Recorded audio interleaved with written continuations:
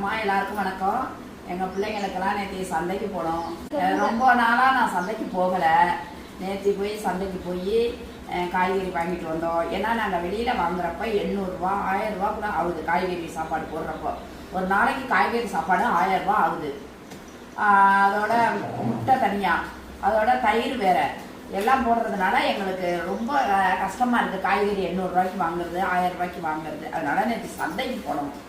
சந்தைக்கு போய் கூறு கட்டி வச்சுருந்தாங்க. இதெல்லாம் 5 கூறு 6 கூறு. ஒரு கூறு என்ன 30 சொல்கிறாங்க, 50 சொல்கிறாங்க. அங்கேயே சரியில்லை இருக்கிறத. நேற்று போய் 1000 ரூபா காய்கறி 1000 ரூபா. அப்போ கடனே தானே வாங்குற? இவ்வளவு இருக்காதுல்ல, கம்மியாக இருக்கும். கம்மியாக இருக்கும். இவ்வளவும் நம்ம 1000 ரூபாய்க்கு நேற்று காய்கறி வாங்கிட்டு நம்ம பிள்ளைங்களுக்கு வந்திருக்கோம். கேரட்டு, பொட்டோட்டோ, அப்புறம் பீட்ரூட்டு, உருளைக்கிழங்கு, முட்டைக்கோசு, காலிஃப்ளவரு, பீன்ஸு, கேரட்டே 3 கிலோ வாங்கிட்டோம். எங்க பாருங்க, அப்படின்னா பாருங்க என்ன சாப்பிட்றோம்? கேரட்டு எங்க பிள்ளைங்களுக்கு நிறைய காய்கறி போட்டு குழம்பு வச்சு கொடுக்கணும்னு நாங்கள் முடிவு எடுத்துட்டோம். சிக்கனு வாரத்தில் 2 நாள் தான் போடணும்னு முடிவு எடுத்துட்டோம்.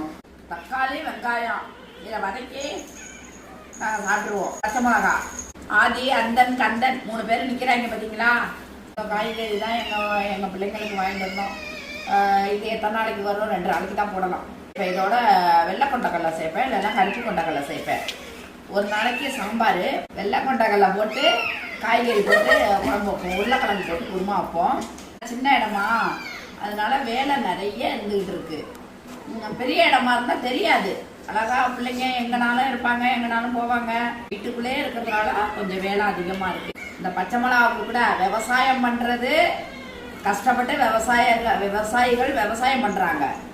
இதை கொண்டுட்டு போய் 4 இடம் போகிறப்ப இதை ஜிஎஸ்டி போட்டு செமையா கவர்மெண்ட்டுக்கு வருமானத்தை தேடிடுறாங்க. விளைய வைக்கிற விவசாயிகளுக்கு போதுமான ஊதியம் கிடைக்கல, போதுமான வருமானம் கிடைக்கல. அவங்க பாவம் இந்த பச்சை மிளகாய் எவ்வளோக்கு வாங்கியிருப்பாங்க. நம்ம கொண்டு வந்து எப்படி விற்கிறாங்கன்னாக்கா 1/4 கிலோ 30 ரூபா. விவசாயாவே தான் இருக்கிறாங்க. எவ்வளவுதான் சம்பாதிச்சாலும் விவசாயி பாடுபட்டாலும் விவசாயம் வந்து பண்றவங்க கஷ்டம் தான் பண்றாங்க.